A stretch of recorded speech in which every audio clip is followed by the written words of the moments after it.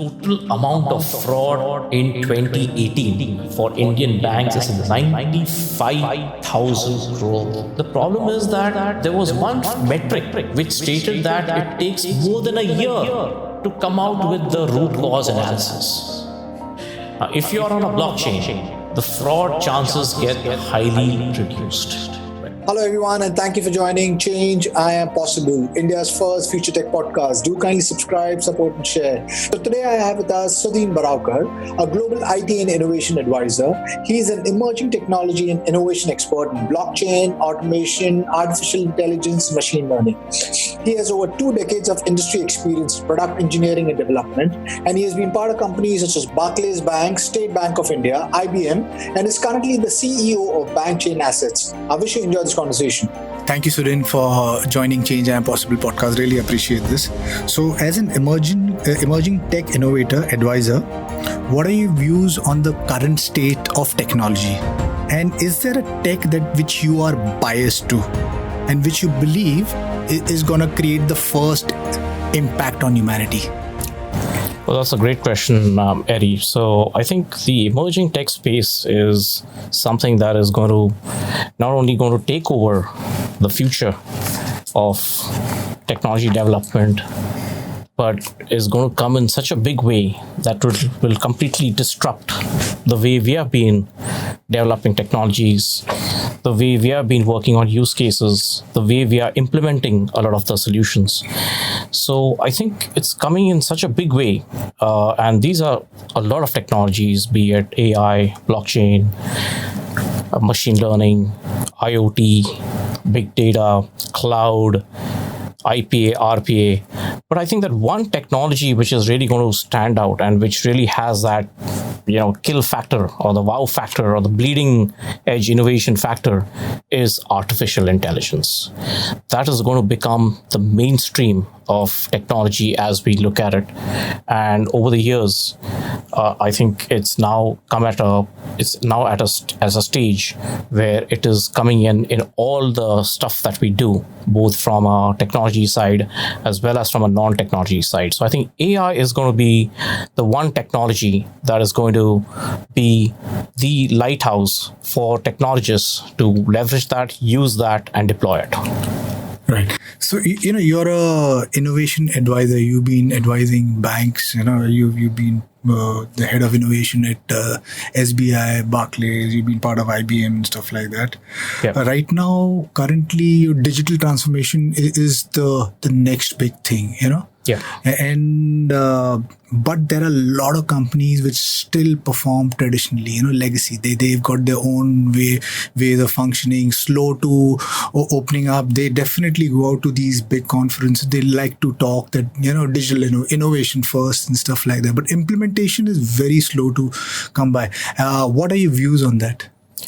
So in the State Bank of India, which is the largest lender, and I was heading the innovation till mid of last year, we actually implemented a lot of technologies. And the way we started was to also do hackathons. We launched 3 hackathons in 2017, Code for Bank, Develop for Bank, Automate for Bank. We got more than 10,000 participants. And we were the first bank, one of the first banks in the world to expose our core banking APIs to startups, developers, technologists who could then take our core banking APIs, make a mash of it, and come back to us with cutting edge solutions. And it actually succeeded. We also gave a lot of prize money to the winners, and we also implemented those AI solutions in our branch level, right? So I think the important thing about going digital and undertaking digital transformations in banks is the first thing is to change the culture and to keep it, very open industry, to, make that hackathon as a part of a organization challenge for internal technologists in the bank, as well as the external startups or developers or other technologists who want to embrace these technologies and take it forward. So I think the focus of going digital and combining these emerging technologies is now very massive. We have actually implemented it. So not just talking about it. We have actually implemented these technology and solutions. And even today, a lot of the global banks are just looking at how deep tech can actually help the banks become even more competitive, save costs, and also better the customer experience. Right. So you mentioned about two technologies, artificial intelligence and blockchain being one of those technologies which is going to cause the first impact on mankind. So how would you explain blockchain? Because at this point in time, technology, these big technology, at times it can get very overwhelming, and confusing because there's so many technology, artificial intelligence, blockchain, quantum computing, But then the use cases have not come by, so it's very difficult to understand these terms. Now, how would you explain blockchain to a common person? So blockchain is a technology. It's a technology which is a decentralized ledger technology, right? So what happens in this is that, so very simply put, so blockchain is not a very new technology. In fact, hash functions or cryptography functions or security functions have been used in the past. In fact, when the mainframes were invented and TCP/IP was, of course, even before that, we have been using these hash functions since the day of the mainframes, right? So the underlying components of blockchain is not new, but what is new is that the nature of blockchain. So it is a decentralized, secured, distributed database, which has a one major difference than a normal database. A normal database has a CRUD option like a create, read, update, and delete. Blockchain is create, read, and update, and there's no delete. Now, because there's no delete, it means that records cannot be tampered with. It means that trust can be generated between the various participants, and also comes along the immutability. It means that nothing can change, right, without the consensus of the participants. I think that's a very good technology, especially when we have systems of records and then we have systems of engagement. And when you have to build all this as a trust system, especially in banking or in governments or in defense, where the trust factor is extremely high, right? Otherwise, if banks don't trust each other, or even the central bank doesn't trust the banks, then the entire system is going to collapse. So I think this trust factor, where your system of record, along with your system of engagement, can be used with the fact that nothing can be deleted or tampered with, I think is the future. And once this deployments take place, I think all the fintech work is going to be developed based on these blockchain technologies. I like the promise of blockchain, decentralized. What was the promise of blockchain, right? But if you go to see at this point in time, there's also been associated with lots of scams because of the cryptocurrencies, the ICOs and things like that. And we humans like to associate, we take one part of it, though we know that this technology is very transformational, but if you see there's something which is wrong, we latch onto that and we make that into a big thing. We don't want to dig deeper inside. I believe the blockchain is going to be the next big thing, because if you get into the future, it's estimated that in another 5 years, millions are going to be jobless because of autonomous, right? It's also, the governments around the world are also working with trying to implement universal basic income, because if people are going to go jobless, when they don't have money, there's going to be a problem. So the government is talking about implementing UBI, where they'll be paying a certain amount of money to these people. Do you see that kind of future, where in that kind of scenario, blockchain coming in a major way, because there will be a barter economy and maybe the fiat currency would lose its value or charm, or will not be relevant? Because if there's a future where autonomous, where there is more of machines doing the jobs and stuff like that, when humans getting irrelevant, then there is no fiat currency. I mean, what are your views on a future like that? No, I think that's a great question. So first, let me reassure the world and especially the younglings that there is 100 times more job opportunities Right. in emerging tech, blockchain, AI, automation than in the current annuity tech. Right. Right. There's enough of job opportunities. In fact, I can think of some organizations who are just posting for a blockchain specialist or an emerging tech specialist or an AI or a data science specialist, right? The other question that you asked is, what is this linkage of blockchain with crypto, right? So blockchain has got two facets to it. One is the crypto side, and the crypto side is what started as Bitcoin, post the 2009 financial crisis. So that crypto part of it is very much different. So that's the cryptocurrency or the tokenization part of it. And then you have the blockchain piece of it, where we use the different blockchain fabrics like Hyperledger or Corda or Multichain or Sawtooth, and there's several of them, where we use those fabrics and develop a lot of applications around the blockchain, right? So in the State Bank of India, and in 2017, we got more than 30 plus banks to come together. These were major Indian banks and also some banks from the Middle East, where we started testing and evaluating these technologies, prioritizing the use cases, sharing each other's domain specialists and resources so that we could start working on the application side of blockchain. Because a lot of the governments, including the Indian government, has said no to the cryptocurrency piece. And in fact, I can share with you, because I was on the panel, Ministry of Finance panel in the North Block, when I was in State Bank, and I was asked the question as to what are the bank's views on the crypto. I think my response was, at that time, I remember that when the mainstream public doesn't have enough of fiat currency, or there is still not so much of there's still a lot of financial inclusion to be done, how would crypto help, right? Crypto could only help maybe 0.1% or something like that, right? So I think for countries like India, the use of especially in fintech and digital banking, the use of blockchain can be used as an application. There is no need to go the crypto way. There's no specific benefit, and plus the regulators will not allow it, because there is no way that they will think that that's really important.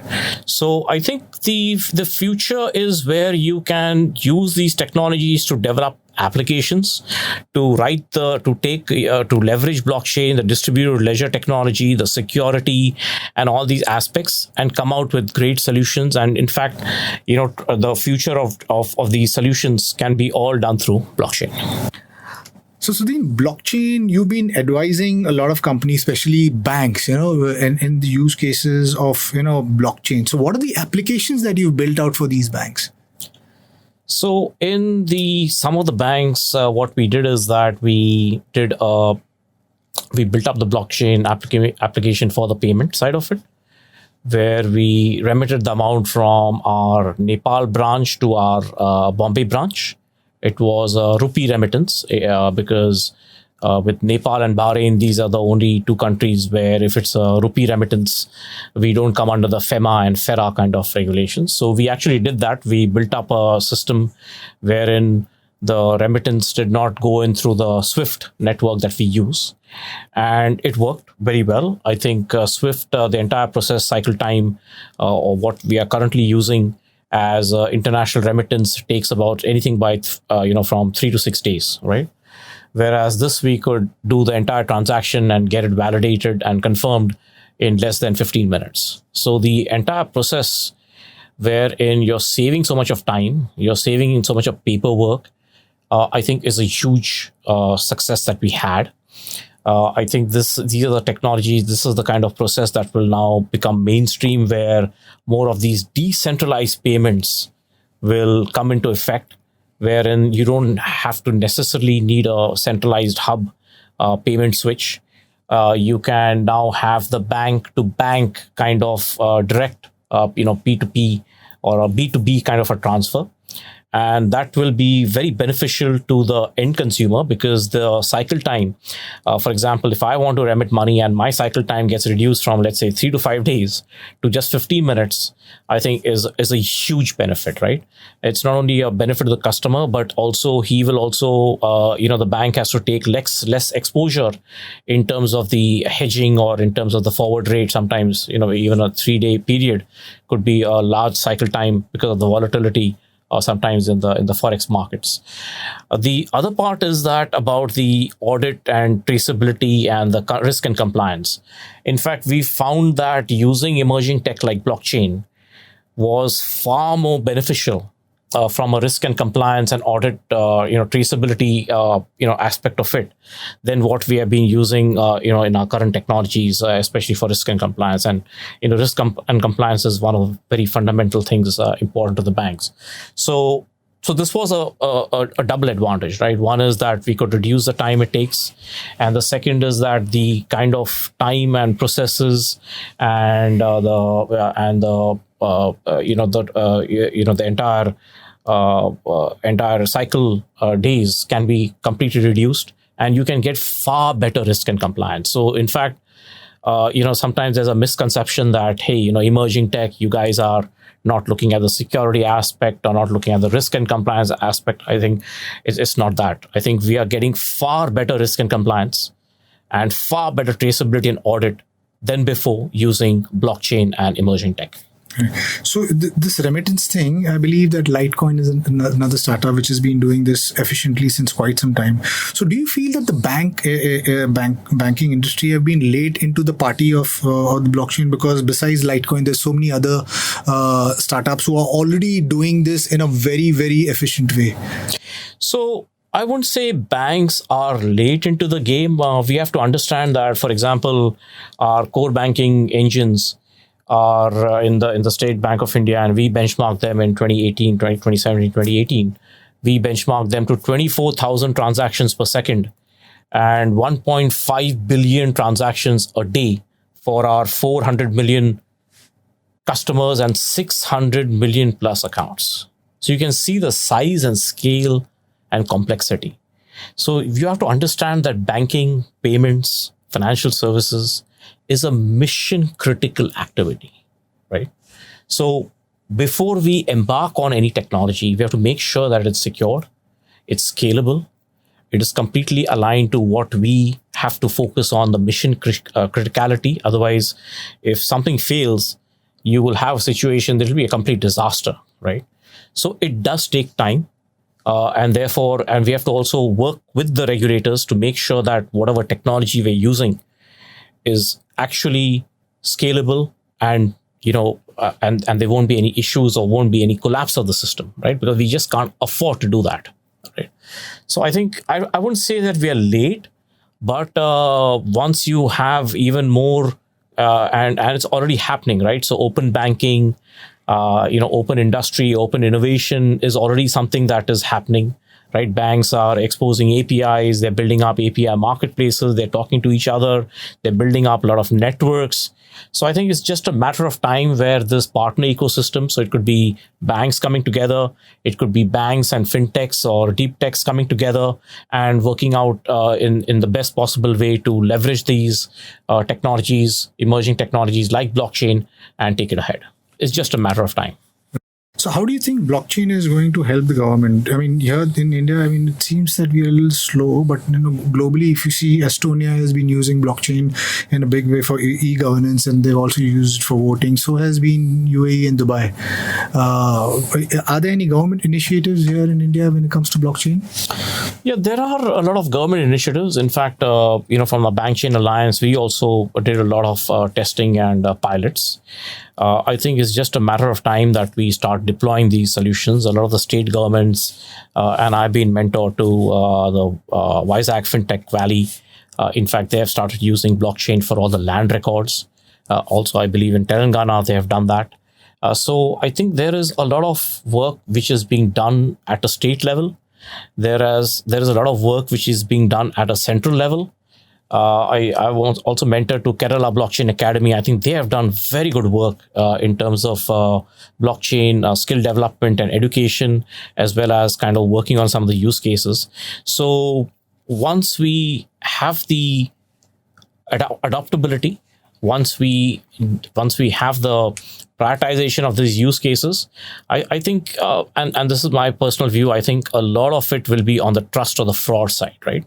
If you look back and you had a major PSU bank embroiled in a fraud case with one of the diamond merchants, right, who was a borrower.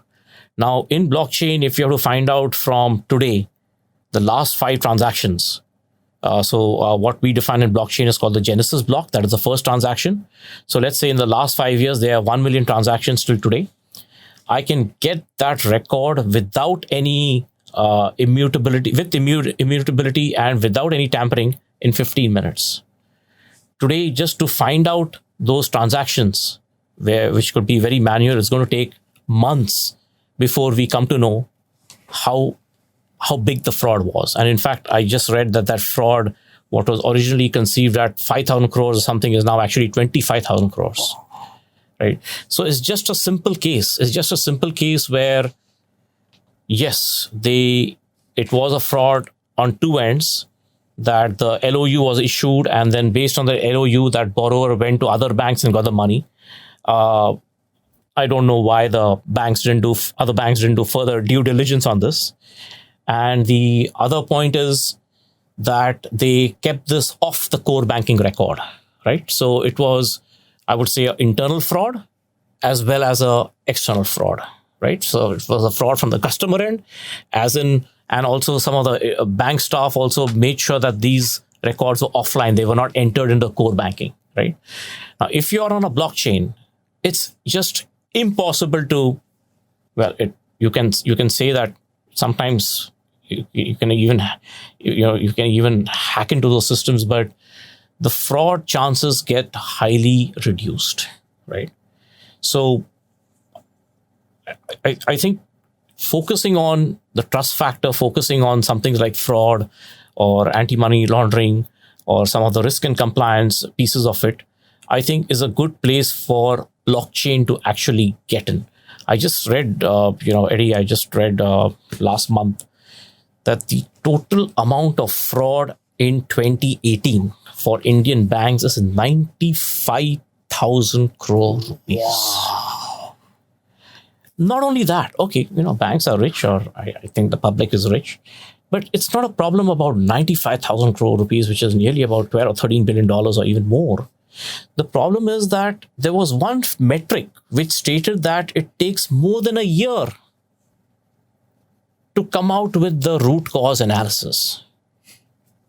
So you can just imagine what an opportunity. You're waiting on this is like a time bomb waiting to just explode, right? And if you get in these technologies, which you just focus on the trust and the risk and compliance, will be so beneficial. I mean, there's a very clear-cut example. So tell me, as a digital advisor for some of these top banks, right? How easy or difficult it has been to convince them about being digitizing or being future ready or adopting these emerging technologies? So surprisingly, I've got a lot of support, and in fact, having a head of innovation helps. Having specialist teams or competencies help, right? But at the end of the day, it's all about the culture and the attitude, right? For example, I'm fired up every day, every hour, right? I just think of innovation, transformation, emerging tech, deep tech. That's it. Every hour, I think, how can the world's problems be solved, and they are being solved, right? Something like AI, everybody says, you talk about AI and everybody goes up in a kind of a frenzy and says, oh, AI, rocket science and this, that. AI is more than 105 years old. The first AI system was developed by a company called Honeywell, which was an autopilot developed in 1914. And that same autopilot today has saved so many lives. Aviation, minus a few crashes, but that's very few. I mean, today aviation is still the safest way to travel. So AI is nothing new. right? In the 90s, you had the Deep Blue, and I come from the IBM world. You had the Deep Blue, the supercomputer beating the then greatest champion in sports, Garry Kasparov, right? And today we are seeing so much of it.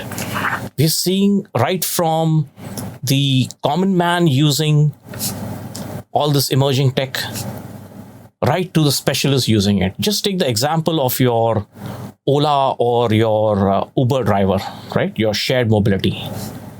A few years back, that person would not be knowing English. He would not be knowing about payments, digital payments. He would not know how to operate a smartphone.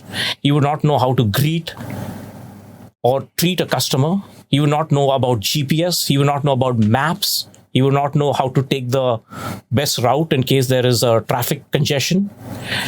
Today, there are millions of these common people who are using these apps provided by these mobility shared cab aggregators, and I can tell you that some of them know this app and technology even better than technologists, right? I mean, just see the transformation without any government help, without any enterprise help. It's a self-driven adoption of technology which has really changed people's lives. And also from a customer perspective, when I get into a shared service, I think the service is very good, right? And this is the simplest way of saying that, we're still not sure if this technology will work or not. It's absolutely working. You can see that today all of us are using this shared service, and we are quite happy overall with the experience.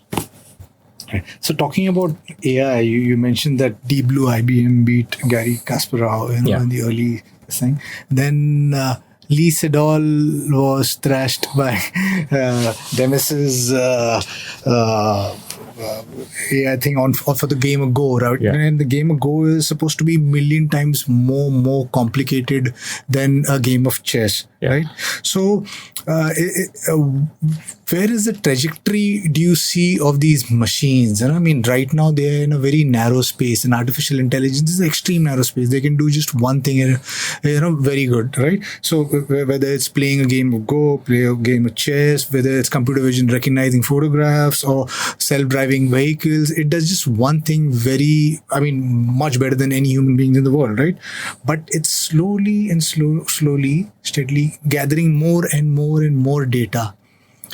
And it's getting more and more, it's getting better by the day, right? Yeah. When do you see machines getting intelligent? I think machines are already intelligent, and as there is more advancement, just as you have autonomic cars, and that's something that, way back, I wouldn't have thought as a computer engineer way back that something like this would happen, and something like this is exactly happening already, right?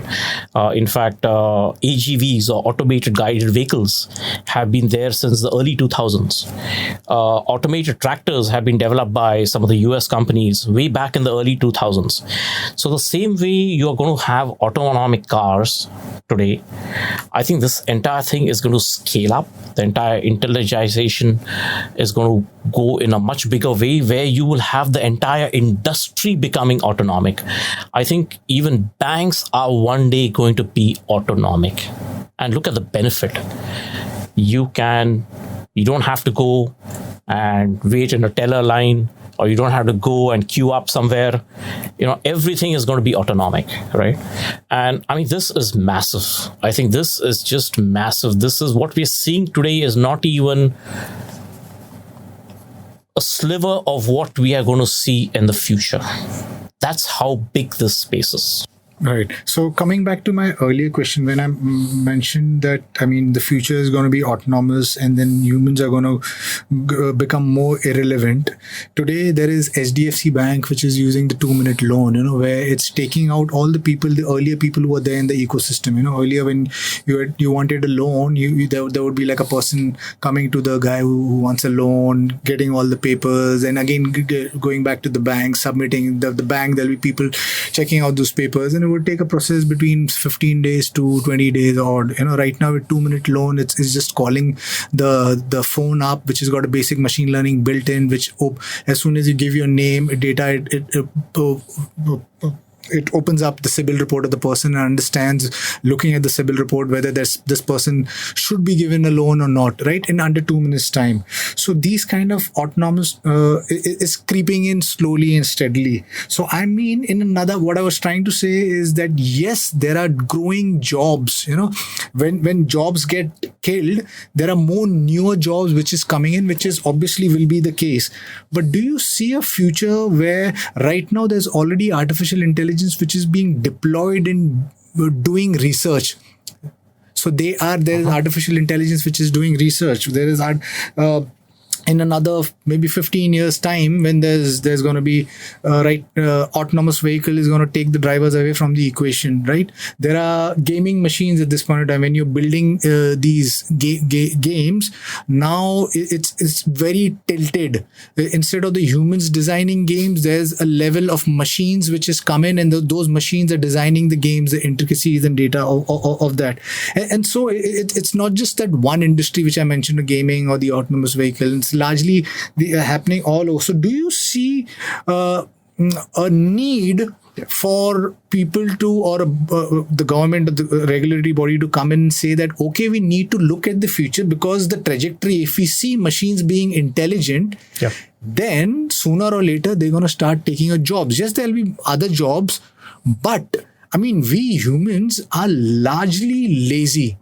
And we, through history, if you see, we have used technology to augment us. Earlier we used to cook. Now we have microwave, and we just put it, and we have ready-made food and we take it. Earlier we used to wash our clothes. Now we have washing machines, so we don't wash them. It just comes out. And there is so many other technology which is enhancing us, but it's making us more and more lazy. Right. So do you see a future, or do you see that we need to come together and talk about that future? Maybe not right in the next couple of years, maybe a decade or 2 decades, where something like this could be possible if we're talking about machines getting more and more intelligent.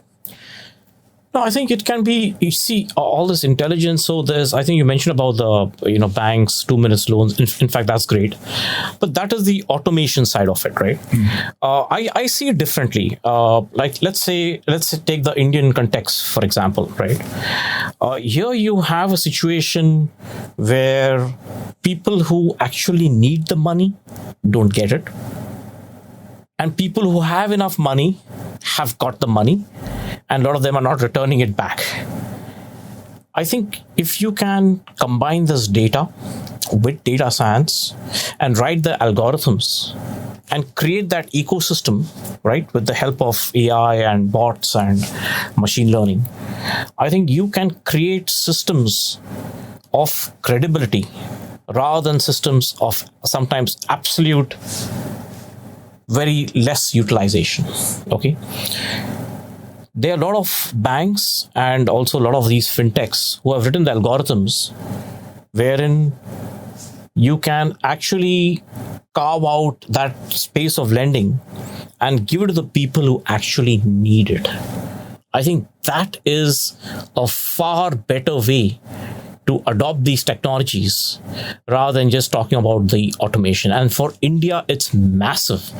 The scope is just massive because you have a situation where banks have they aren't ready to lend, and people need money, but they don't have any record to suggest that they should get the money.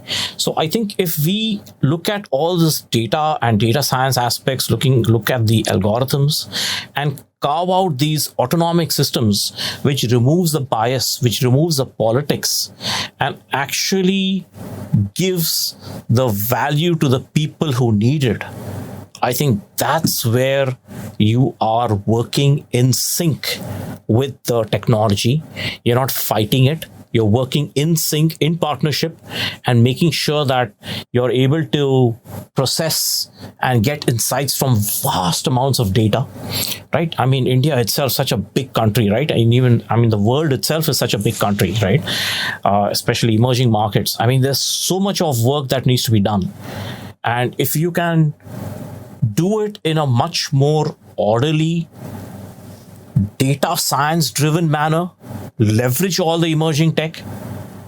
I think that is the future where this partnership between man and machine will be a perfect weapon of mass transformation and a weapon of mass value. Thank you. Lovely. Thank you. It was a pleasure to know so much about what's been happening in the industry.